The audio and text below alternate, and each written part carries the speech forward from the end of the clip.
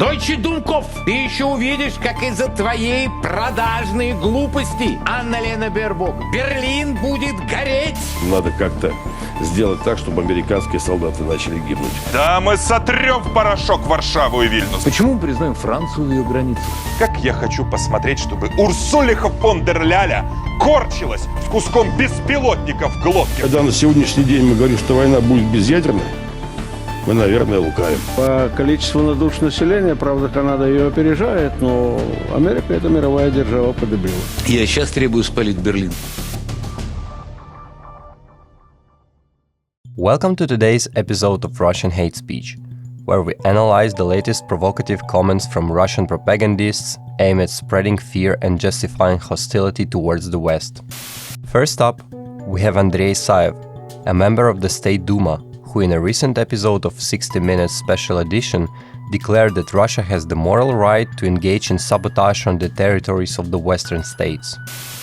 The West needs to understand that if they have been conducting sabotage operations against us for decades, we have the full moral right to respond in kind. If you are stockpiling fuel in your own home to burn down someone else's, don't be surprised when it blows up right in your face.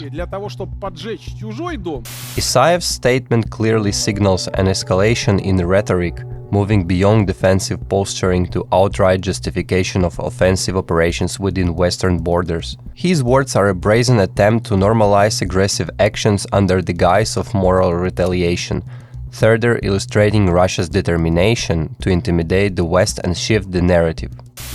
Next, let's focus on the narrative spread on Sunday evening with Vladimir Solovyov by Henry Sardaryan, Dean of the Faculty of Governance and Politics at Moscow State Institute of International Relations. Sardaryan makes a bold proposal.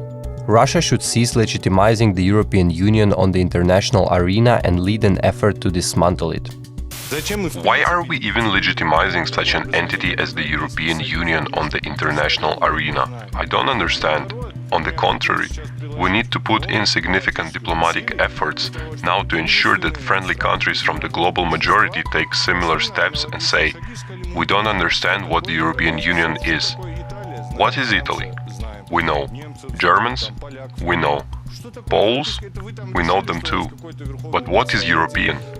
You decided it yourselves. You have your High Representative. You have your President of the European Commission. Go ahead and play your games. As for us, let heads of state, foreign ministers, and heads of governments communicate with us. It seems to me that one of our priorities regarding the European continent should now be an open struggle against the existence of the European Union. Sardaryan's words reveal a calculated strategy to destabilize Europe from within by targeting the EU, pushing for a return to a fragmented Europe of sovereign states that Russia can manipulate more easily. His remarks point to an aggressive diplomatic push, encouraging friendly nations to follow suit in delegitimizing the EU, a clear indication of Russia's aim to reshape the geopolitical landscape to its favor.